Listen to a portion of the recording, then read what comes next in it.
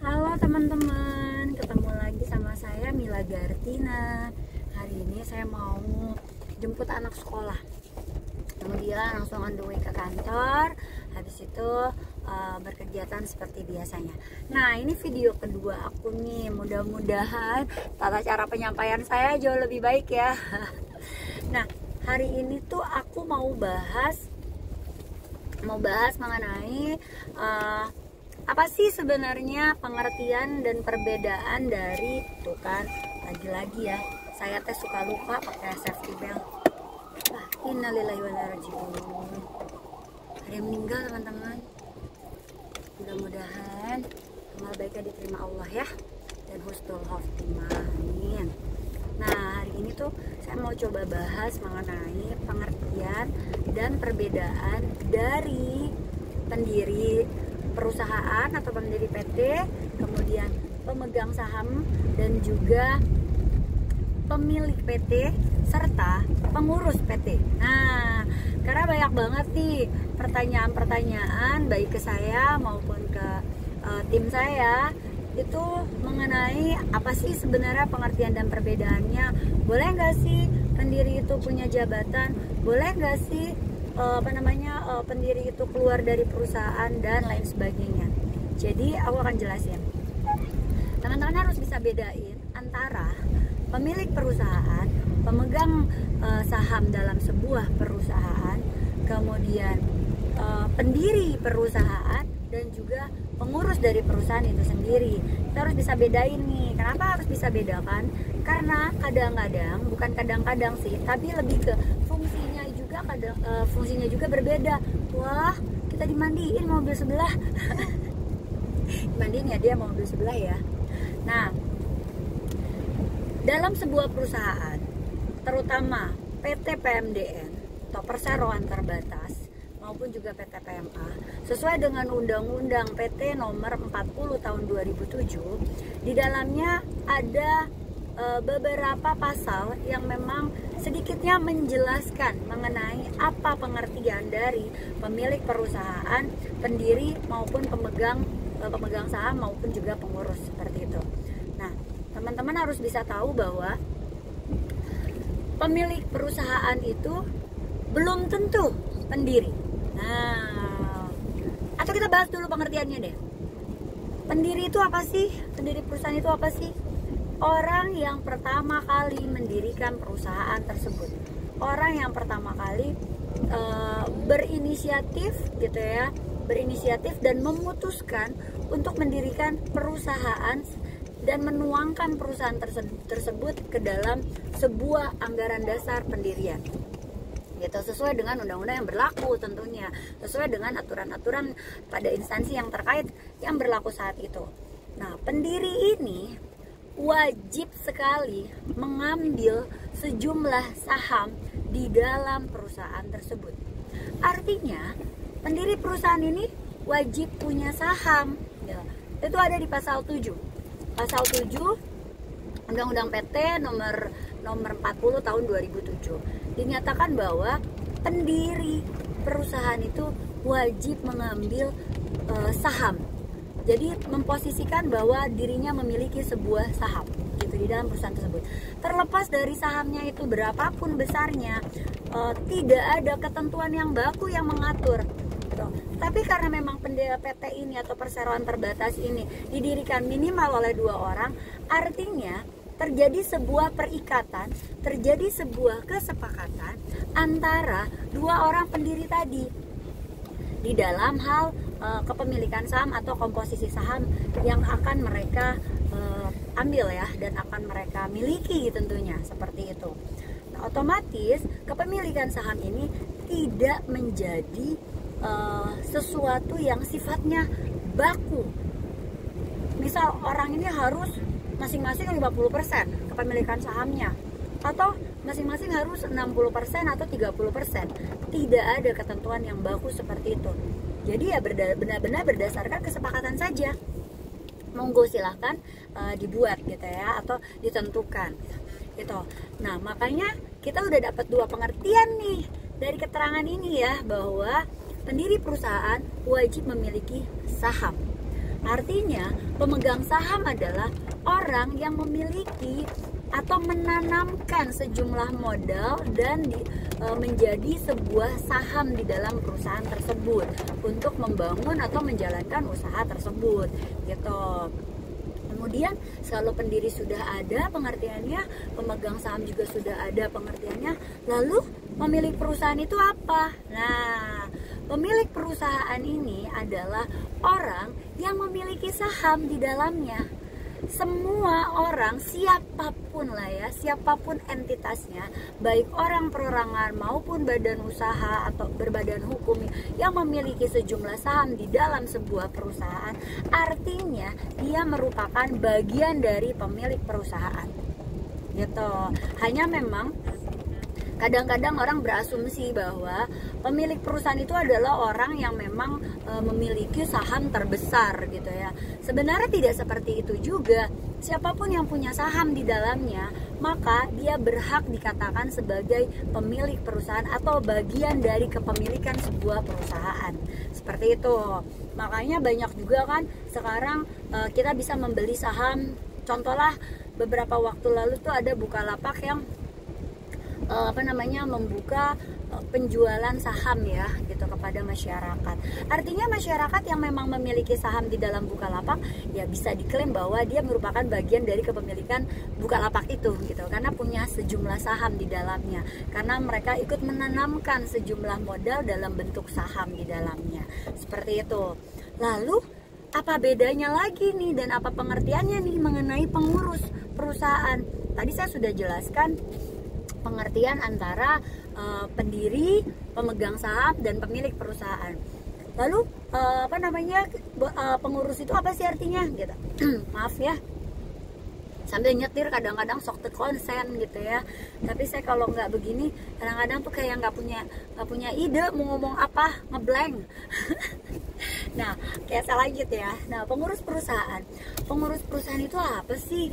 Pengurus perusahaan adalah orang yang memiliki sebuah jawaban atau diberikan sebuah kewenangan untuk memangku sebuah jabatan dalam sebuah perusahaan. Tuh, berapa kata sebuah dalam kalimat saya tadi? Ya, jadi pengurus itu orang yang memiliki jabatan dalam sebuah perusahaan.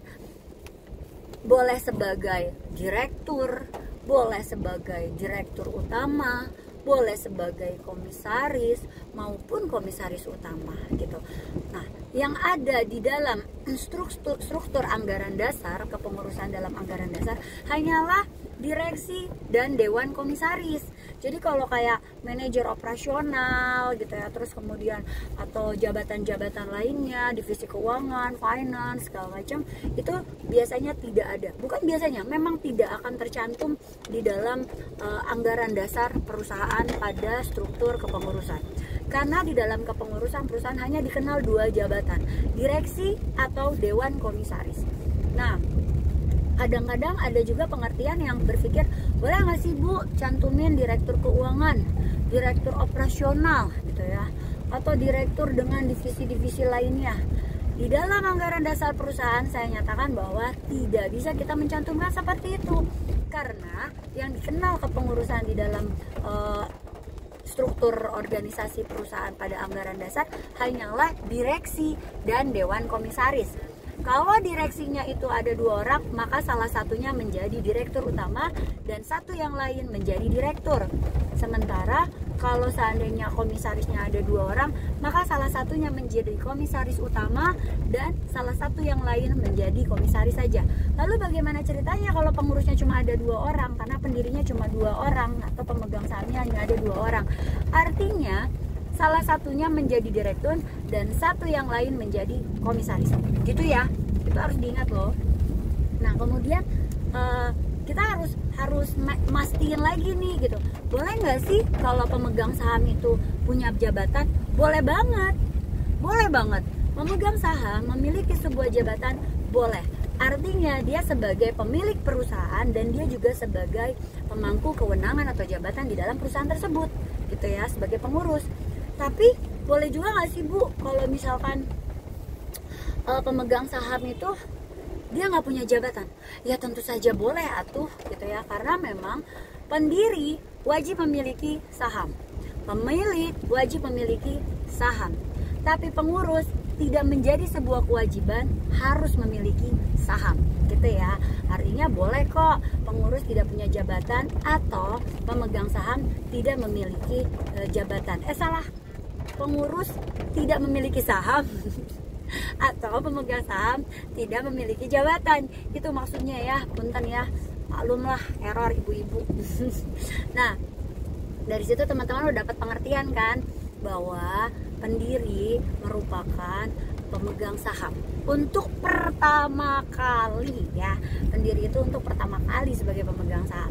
Lalu pemegang saham merupakan pemilik perusahaan. Benar. Kalaupun toh ternyata pemegang saham yang merupakan pendiri ini sudah mengalihkan sahamnya kepada orang lain, maka di dalam sana tidak ada lagi pendiri perusahaan. Yang ada hanyalah pemegang saham dan pemilik perusahaan. Artinya pemegang saham ini memang belum tentu selalu pendiri, tetapi pendiri perusahaan haruslah menjadi pemegang saham, walaupun itu hanya untuk pertama kalinya, karena dia mengalihkan saham kepada orang lain, gitu ya. Dan pemilik perusahaan wajiblah memiliki saham, tetapi pengurus tidak wajib harus memiliki saham. Itu ya teman-teman, itu pengertiannya. Nah teman-teman kalau memang masih penasaran juga sama pengertian antara pendiri, pemegang saham, dan pemilik perusahaan serta pengurus tadi, teman-teman bisa banyak cari informasinya di Google atau dari sumber yang lain, artikel hukum, atau mungkin dari Undang-Undang PT nomor 40 tahun 2007 tadi, gitu ya. Karena memang kalau seandainya kita masih bingung nih membedakan antara pendiri, pemegang saham, pemilik perusahaan, dan juga pengurusnya gitu, ya menurut saya sih belum siap ya bikin perusahaan gitu. Karena kalau kita bikin perusahaan tuh jangan emang lagi booming gitu ya, wah semua orang punya perusahaan, siapa sih yang nggak gengsinya naik kalau jadi I'm the CEO, asik gitu ya. Tapi memang itu jangan menjadi sebuah prioritas dalam teman-teman membuat sebuah perusahaan, karena jujur kalau seperti itu tuh pasti nggak bakalan memahami gitu loh apakah benar-benar butuh perusahaannya atau tidak. Tapi saran aku memang teman-teman tuh udah wajib banget tahu gitu bahwa perusahaan ini memang kita butuhkan, dengan cara sebelum itu semua terjadi, alangkah nyamannya teman-teman sudah bisa memahami unsur apa saja yang ada dalam sebuah anggaran perusahaan dan apa saja yang memang harus diperhatikan, seperti itu. Waalaikumsalam, udah pulang? Udah. Alhamdulillah. Maaf ya teman-teman, jemput anak, kita ke kantor. Awas sayang, ada minuta akte. Oh iya, yang mau di itu? Ya ada. Ya. Oke. Nah, tadi udah saya kasih pengertian ya. Artinya pemegang saham, pengurus, pendiri, pemilik, dan pemegang saham, pengurus, pendiri, pemilik, dan udahnya eta hungkul ya. Kadang-kadang tuh ya kalau sambil nyetir asa apa baliut. Oke. Kalau memang teman-teman masih agak bingung tentang pengertian itu, monggo teman-teman bisa komentar di video saya ini, atau teman-teman bisa tanya aja gitu ya, yang sudah tahu apa namanya nomor saya, bisa coba hubungi saya ya, itu ya teman-teman. Oke, sementara udah dulu ya, aku mau lanjut heula ya tehnya. Oke. Aduh, saya tuh suara lagi serak, kencur bunda nggak dibawa ya deh. Kencur saya selalu saya bawa. Oke teman-teman, saya mau infoin bahwa sementara ini memang selama pandemi ini untuk konsultasi yang sifatnya tatap muka atau ketemu langsung, saya masih tutup gitu ya, saya belum bisa adakan lagi karena memang kondisi pandeminya sedang luar biasa gitu ya teman-teman. Tapi setidaknya mungkin kita bisa melalui Zoom gitu ya, atau mungkin Google Meet, supaya tetap diskusinya bisa berjalan lancar Gitu ya. Terima kasih, semoga video saya membantu dan sehat selalu. Dadah.